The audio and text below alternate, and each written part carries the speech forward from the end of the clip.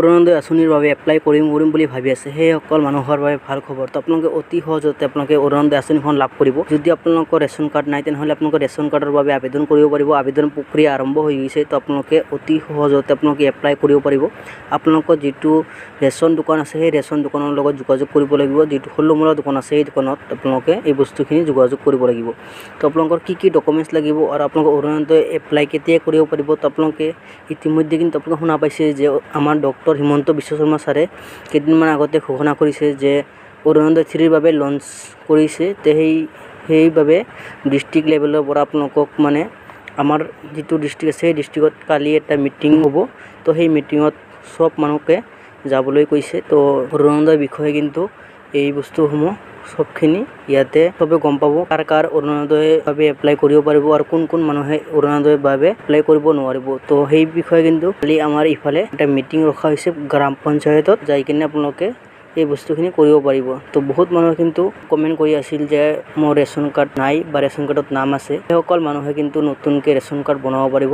যিসকল মানুহৰ ৰেচন কাৰ্ডত নাম অন্তৰ্ভুক্ত হোৱা নাই সেইসকল মানুহেও ৰেচন কাৰ্ডত নামটো মানে অন্তৰ্ভুক্ত কৰিব পাৰিব। বহুত মানুহে মোক কমেণ্ট কৰি আছিল যে ৰেচন কাৰ্ডত নাই, নাম নাই বা ৰেচন কাৰ্ড নাই, সেইসকলে ৰেচন কাৰ্ডৰ বাবে আবেদন কৰিব পাৰিব আৰু ৰেচন কাৰ্ড থাকিলেহে আপোনালোকে অৰুণোদয় আঁচনিখন লাভ কৰিব। বহুত মানুহৰ কিন্তু ৰেচন কাৰ্ড নাই। তো সেইসকল মানুহৰ বাবে এটা সুযোগ আহিছে। এই সুযোগত আপোনালোকে ৰেচন কাৰ্ডটো লাভ কৰিব, লগতে আপোনালোকৰ অৰুণোদয় আঁচনিখন লাভ কৰিব। তো ডক্টৰ হিমন্ত বিশ্ব শৰ্মা ছাৰে কিন্তু এই কথাখিনি উল্লেখ কৰিছে। বহুত মানুহে কিন্তু নাজানে, সেইকাৰণে মই আপোনালোকক সকলোকে জনাবৰ কাৰণে মই ভিডিঅ'টো বনাই আছোঁ। তো আপোনালোকৰ যদি ভিডিঅ'টো ভাল লাগে তেনেহ'লে চেনেলটো ছাবস্ক্ৰাইব কৰি ৰাখিব আৰু এনেকুৱা ধৰণৰ হেল্পফুল ভিডিঅ'বোৰ আপোনালোকে সদায় পাই থাকিব। প্ৰথম অৰুণোদয় পাবৰ কাৰণে মোৰ এখন ৰেচন কাৰ্ড থাকিব লাগিব। যাৰ ৰেচন কাৰ্ড নাই সি ৰেচন কাৰ্ড বনাই ল'ব, কিন্তু ৰেচন কাৰ্ড থাকিবই লাগিব যাতে লাহে লাহে আমি ৰেচন কাৰ্ডৰ লগত অৰুণোদয় আমি সামঞ্জস্য ৰাখিব পাৰোঁ।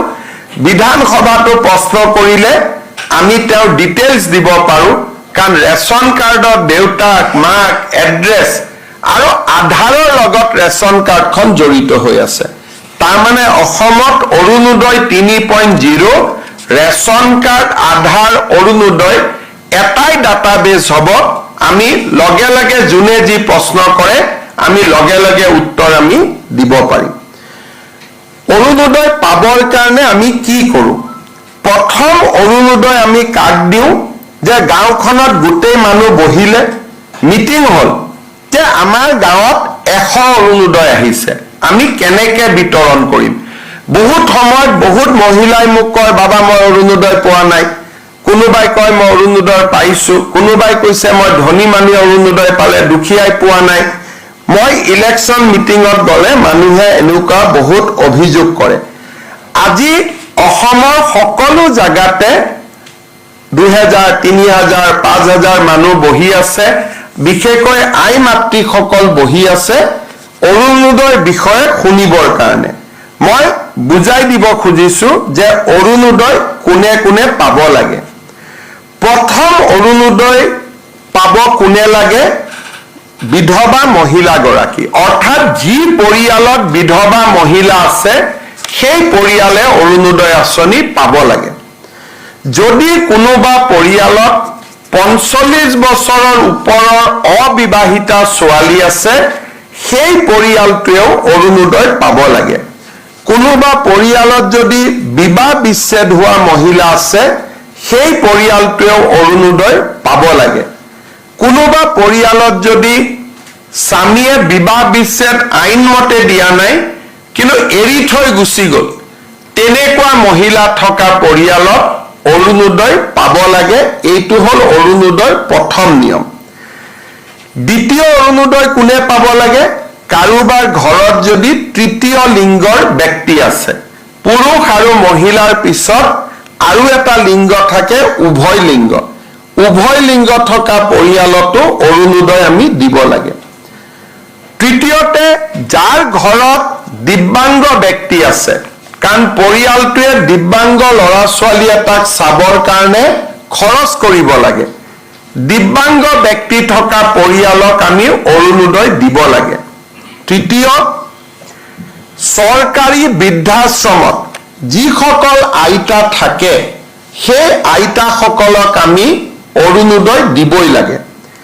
তৃতীয়তে, যাৰ ঘৰত এইডছৰ বেমাৰী আছে, থেলাছেমিয়া আছে, হিম'ফেলিয়া আছে, চেৰিবেল পালচি আছে, কুষ্ঠ ৰোগ আছে, অটিজিম আছে, এওঁলোকৰ পৰিয়ালতো আমি অৰুণোদয় দিব লাগে। কোনোবা মহিলা যদি ভিক্ষা কৰি জীৱন নিৰ্বাহ কৰে, তেওঁলোককো ডিচি সকলে বিচাৰি উলিয়াই অৰুণোদয় দিব লাগে। আৰু এইখিনি মহিলাক অৰুণোদয় দিয়াৰ পিছত যিখিনি বাকী থাকে, সেইখিনি যাৰ বাৰ্ষিক উপাৰ্জন 2 লাখ টকাতকৈ কম, তেওঁলোকে অৰুণোদয় আঁচনি পাব পাৰিব। অৰ্থাৎ প্ৰথমতে বিধৱা, ডাইভৰ্চ মহিলা, দিব্যাংগ ব্যক্তি থকা পৰিয়াল আৰু বেমাৰী ব্যক্তি থকা পৰিয়াল, HIV, থেলাছেমিয়া, হিম'ফেলিয়া আৰু ভিক্ষা কৰি খোৱা আই মাতৃসকলক আগত অৰুণোদয় দি যিখিনি বাচি ৰব, সেইখিনি আমি দুখীয়া পৰিয়ালক অৰুণোদয় দিম 2 লাখ টকাতকৈ যাৰ আৰ্থিক উপাৰ্জন কম। ৰেচন কাৰ্ডৰ ক্ষেত্ৰত আমি 4 লাখ টকাৰ মৰ্যাদা ৰাখিছো, যে 4 লাখ টকা বাৰ্ষিক উপাৰ্জন হলেও ৰেচন কাৰ্ড পাব। কিন্তু অৰুণোদয় 2 লাখ টকা বাৰ্ষিক উপাৰ্জন হলে অৰুণোদয় পাব, তাতকৈ বেছি টকা উপাৰ্জন কৰা পৰিয়ালে অৰুণোদয় নাপায়। ৰেচন কাৰ্ডৰ ক্ষেত্ৰতো আমি এটা নিয়ম কৰিছো যে 2 লাখৰ তলৰ পৰিয়ালক প্ৰথমতে ৰেচন কাৰ্ড দিহে বাকী থকা ৰৈ যায়, তেতিয়াহে আমি 4 লাখলৈকে যাম, নহলে আমাৰ মানদণ্ড 2 লাখ টকাতে সীমাবদ্ধ হ'ব। এতিয়া অৰুণোদয় কোনে কোনে নাপাব, এই বিষয়েও আমি জনাটো উচিত। আমাৰ মন্ত্ৰী, বিধায়ক, প্ৰাক্তন মন্ত্ৰী, প্ৰাক্তন বিধায়ক, এওঁলোকৰ পৰিয়ালে অৰুণোদয় নাপায়। পঞ্চায়তী ৰাজৰ বৰ্তমানৰ সদস্য বা কোনোবাই যদি মেম্বাৰ অহা ইলেকশ্যনত জিকে বা প্ৰেচিডেণ্ট ছেক্ৰেটাৰী জিকে, তেওঁলোকে নিজৰ নাম অৰুণোদয়ৰ পৰা বাদ দিব লাগিব। আজিৰ দিনত পঞ্চায়ত নাই, সকলোৱে ল'ব পাৰিব। কিন্তু যদি তেওঁলোকে ভৱিষ্যতে পঞ্চায়তত মেম্বাৰ, সদস্য, প্ৰেচিডেণ্ট হয়, অৰুণোদয় আজি ল'লেও তেতিয়া তেওঁলোকে অৰুণোদয়টোৰ পৰা নিজৰ নাম গুচাব লাগিব। যিসকলে মেম্বাৰ, প্ৰেচিডেণ্ট হ'ম বুলি ভাবি থৈছে, তেওঁলোকে এই পইণ্টটো মনত ৰাখিব। চৰকাৰী চাকৰিয়াল, পেছাদাৰী ব্যক্তি, শিক্ষক, পেঞ্চনাৰ, আন কোনেও অৰুণোদয় নাপাব।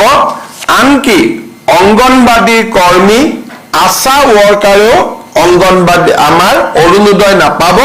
তেওঁলোকৰ কাৰণে আমি বেলেগকৈ চিন্তা চৰ্চা কৰি আছো। কিন্তু অৰুণোদয় আঁচনিত চৰকাৰৰ পৰা উপাৰ্জন কৰা ব্যক্তিয়ে লাগিলে 1 টকা উপাৰ্জন কৰক, লাগিলে 1 লাখ টকা উপাৰ্জন কৰক, তেওঁলোকে অৰুণোদয় নাপাব। এইটো হ'ল অৰুণোদয় নিয়ম। ঠিকাদাৰে অৰুণোদয় নাপাব। আৰু অৰুণোদয় আমাৰ যাৰ ঘৰত 4 চকীয়া বাহন আছে, 15 বিঘাতকৈ বেছি মাটি আছে, এই ধৰণৰ কেইবাটাও নিয়ম কৰা আছে, যোনে অৰুণোদয় আঁচনি নাপাব। অৰ্থাৎ আমাৰ লক্ষ্য হ'ল যাতে গাঁৱৰ আৰু চহৰৰ আটাইতকৈ দুখীয়া দৰিদ্ৰ মানুহখিনিহে, পৰিয়ালখিনিহে অৰুণোদয় আঁচনি পাব পাৰে। শ্ৰদ্ধাৰ উপস্থিত ভদ্ৰমণ্ডলী, এই অৰুণোদয় আঁচনিখন ৰূপায়ণৰ বাবে আমি নিৰ্দিষ্ট দিনো আমি ঠিক কৰি দিছো। আমি ভাবো যে অৰুণোদয় পুৰণা বেনিফিচিয়াৰী আৰু নতুন বেনিফিচিয়াৰী এই গোটেইখিনিক অৰুণোদয় 3ত সমাহিত কৰি ল'বলৈ আমি আজিৰ পৰা ব্যৱস্থা আৰম্ভ কৰিম 19 ছেপ্টেম্বৰ 2024 পৰা। আৰু আমাৰ লক্ষ্য যে আমি জানুৱাৰী মাহলৈ এই গোটেই সিলেকশ্যন, ফৰ্ম ফিল আপ, এফিডেভিট, এই গোটেই কামখিনি আমি সমাপন কৰিব পাৰিম। এতিয়া কোনোবাই প্ৰশ্ন কৰিব যে জানুৱাৰীত অৰুণোদয় 3 আহিব, তেতিয়ালৈকে বৰ্তমানৰ হিতাধিকাৰীসকলে অৰুণোদয় পাই থাকিবনে নাই। যেতিয়ালৈকে নতুন অৰুণোদয় তালিকা নাহে তেতিয়ালৈকে পুৰণা হিতাধিকাৰীসকলে অৰুণোদয় পাই থাকিব, তাত কোনো চিন্তা নাই। কিন্তু পুৰণা হিতাধিকাৰীসকলেও নতুন অৰুণোদয় পাবলৈ নতুনকৈ আবেদন পত্ৰ কৰিব লাগিব, কাৰণ অৰুণোদয় 3 কমপ্লিটলি নতুন হ'ব। প্ৰত্যেক সমষ্টিত আগতে 20,000 পৰিয়ালে অৰুণোদয় পাই আছিল, এতিয়া আৰু 10,000 পৰিয়ালে পাব। ৰাজ্যখনত 12,60,000 নতুন অৰুণোদয় হিতাধিকাৰী জড়িত হ'ব। এতিয়া শেষত মই ক'ব খুজিছো যে এই অৰুণোদয় আঁচনিখন ৰূপায়ণ কৰোঁতে ৰাজ্য চৰকাৰে কিমান টকা খৰচ কৰিব লাগে। মই আগতে কৈছো যে এইবাৰৰ অৰুণোদয় আঁচনিখনে 37,37,40,000 হিতাধিকাৰীক সামৰি ল'ব। অৰ্থাৎ এই আঁচনিখনৰ বাবে আমাক প্ৰত্যেক মাহত 467 কোটি টকা লাগিব আৰু প্ৰত্যেক বছৰত 5,604 টকা আমাক লাগিব। 5,604 কোটি টকা প্ৰত্যেক মাহত 467 কোটি টকা আৰু প্ৰত্যেক বছৰত 5,600 কোটি টকা। আমাৰ স্বাধীন অসমত এনেকুৱা